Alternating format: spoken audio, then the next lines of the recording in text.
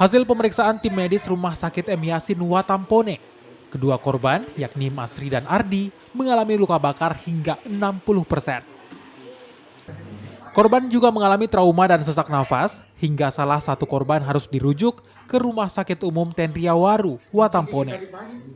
Dan dia itu luas luka bakarnya itu sekitar 76,5%.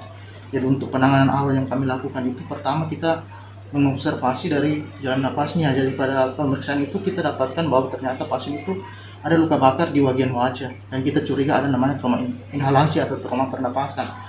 Salah satu korban menuturkan peristiwa ini bermula dari suara ledakan mesin dari lambung kapal yang disusul kobaran api. Api kemudian dengan cepat membakar seluruh bagian kapal yang memuat bahan pokok dan ratusan tabung gas LPG. Kita lupa naik di pelabuhan, 5 menit kemudian saudaranya api keluar.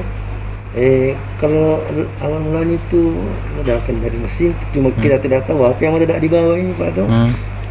Aki atau apa yang meledak di bawah. Sebelumnya, kapal pengangkut barang dan kebutuhan pokok KLM Motor Mega Surya terbakar di Pelabuhan Bajoe Bone, Sulawesi Selatan. Dari kejadian ini, 2 anak buah kapal mengalami luka bakar serius.